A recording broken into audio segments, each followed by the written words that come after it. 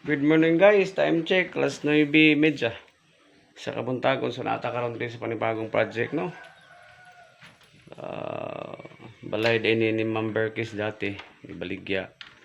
Ang nakapalit si Marlon Piquez. So, giadto ta nito sa balay kay yang ipa-wiring guys. Palit sa upo. So, mao ni ang panghitabo karon. Ito ni siyang wiringan. Dati-rati kasi isa lang ni siya kakuan guys. Isa ka breaker lang, gidawlingan lang siya outlet, isa ka bulk din. At the rest, puro na si saksak sa pingon dito. Sa delikado ka na siya inana guys. Okay. Muna kadalasan sa mga short circuit nga panghitabo sa panibalay. So, ito na siya i-rearrange. Ito ang tralig suga. Then, na may time ani guys, nga ipakisami daw ni nila, pole.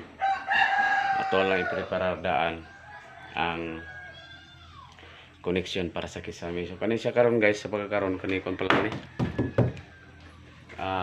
Plywood lang siya, no? Kay half naman simento ani.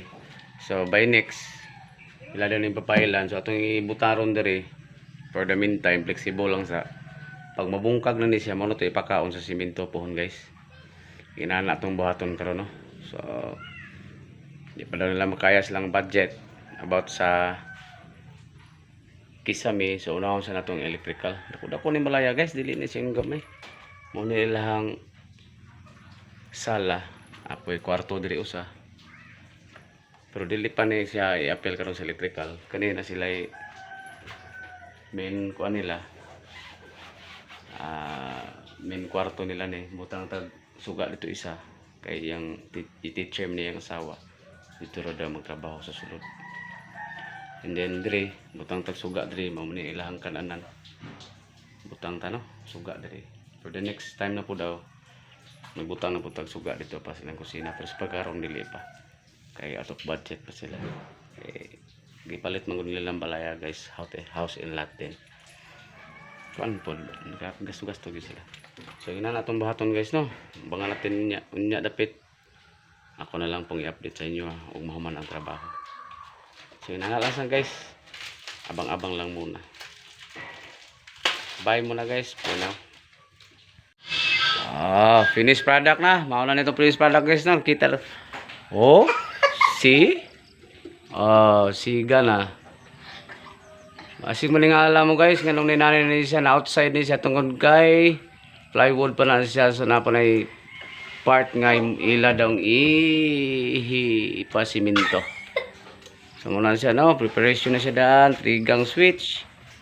Tigang na, so isa pa function karon going there, paingon sa kwarto, and then napa na siya band ditong mga mga connection dito. So diri sa first switch nag down ta diri og outlet para silang TV.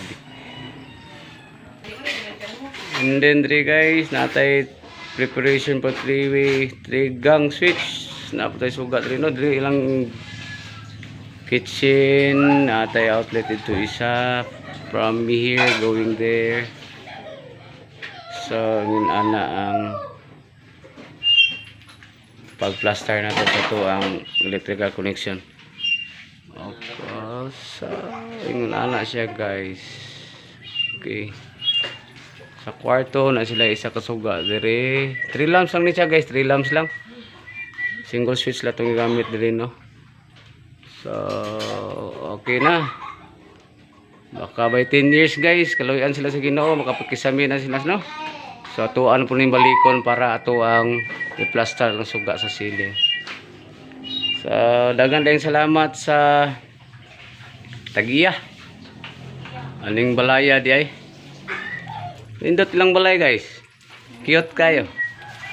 Oh. Liwat po sa mga Tagiya, cute po. Dagan kay salamat, no, Mr. and Mrs.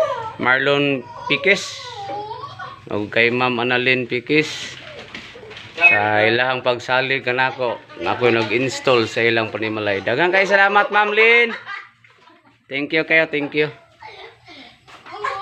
Salamat kayo, Marlon Piquez, salamat kayo. So kanarang guys, thank you for watching. Bye.